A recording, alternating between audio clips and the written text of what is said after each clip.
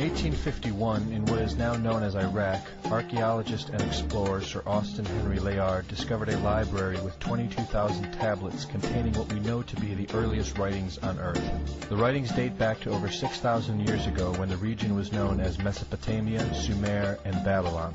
Amongst these vast writings is a story which mirrors the book of Genesis in the Bible. It tells a story of a great flood which reshaped the face of the planet Earth and all of her inhabitants.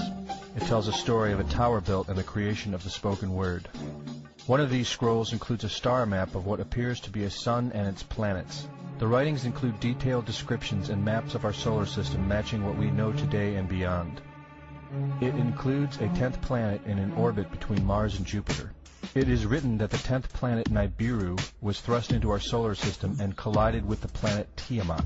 The remaining bulk of Tiamat over time became Eridu, the Earth as we know it, and the rest of her became the asteroid belt. In retrograde to the other 9 planets, Nibiru took orbit around our Sun in a long ecliptic or apogee. Lasting 3,600 years, it passes between Mars and Jupiter. In recent years, based on the patterns of our known solar system, astronomers have been looking for a planet with this same orbit. In search of this planet, they discovered the planet Pluto.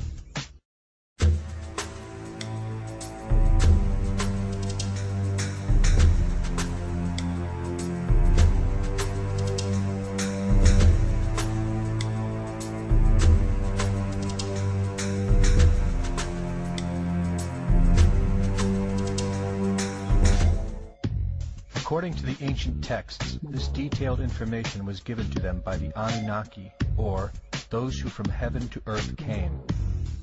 They described the Anunnaki as a reptilian race of gods which came to the earth in fiery ships from their home planet of Nibiru, the 10th planet. It is written that these Anunnaki came to the earth to mine gold and other elements to serve in protecting the atmosphere of their distant home planet.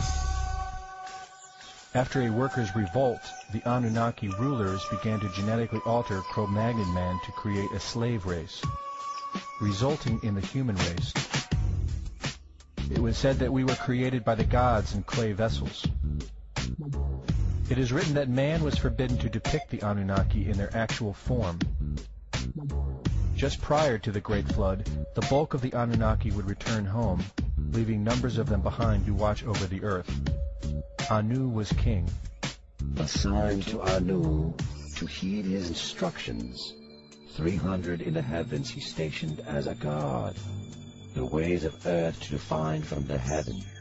And on earth 600 he made reside. After he all their instructions had ordered, to the Anunnaki of heaven and of earth he allotted their assignments. This story of reptilian gods from the heavens creating man is not at all uncommon. It in fact can be found in most every region of our planet. In Japan, emperors claim descent from dragon gods who came from the sky.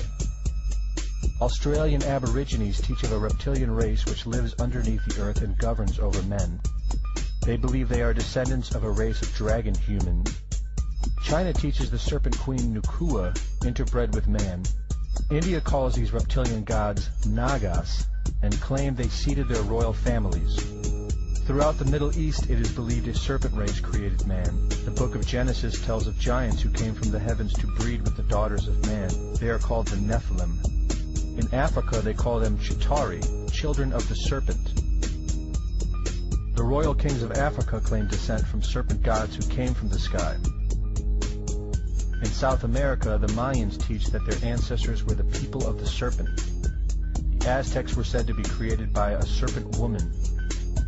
In America, the Hopi Indians believe sky gods came to earth to breed with their women and refer to them as their snake brothers. The word Sioux means snakes, and Iroquois means serpents.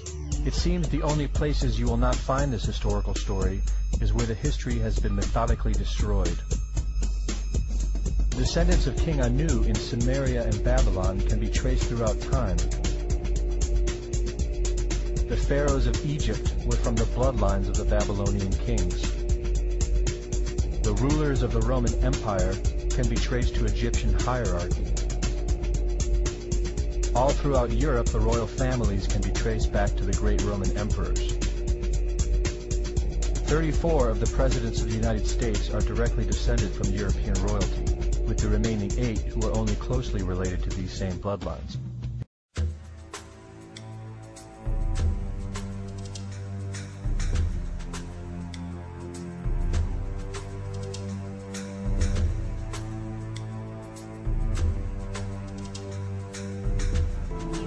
Bush's ninth cousin once removed. Cheney's cousin Barack Obama is also Bush's 11th cousin and the ninth cousin of Brad Pitt.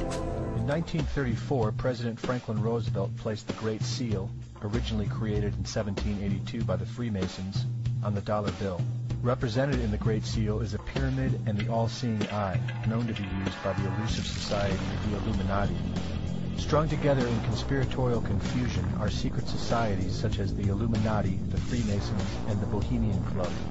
In 1917, National Geographic did a story on a place in Montreal, California called Bohemian Grove. The story reports a place where the world's elite, members of the Bohemian Club, retreat to in late July and conduct an ancient occult ceremony called the Cremation of Care. Every year in July, the world's leaders, media moguls, and members of the World Bank spend 2 weeks of what is known as a men-only retreat at the Grove. In the year 2000, BBC television show World of Wonder infiltrated Bohemian Grove with hidden cameras and aired the video on the BBC.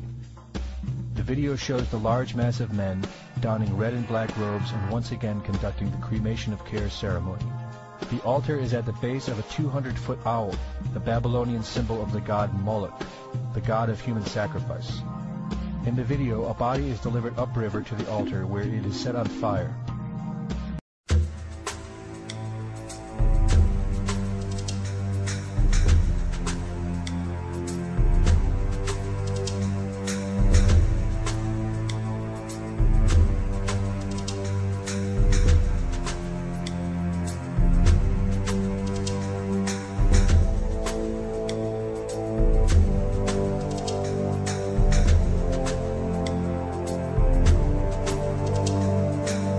Upon being aired, members of the Bohemian Club reported that the ceremony is a put-on, merely done for entertainment and fun. This history tells a story of our world leaders having a deep involvement in satanic tradition, worshipping our reptilian overlords, the serpent gods. It poses the possibility that we may be and have always been enslaved by our leaders, no different than sheep or cattle. There is an endless amount of information out there which supports this. But don't take my word for it.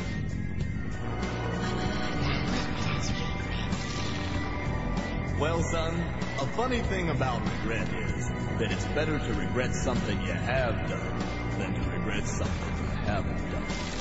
By the way, if you see your mom this weekend, be sure and tell her, Satan! Satan! Satan!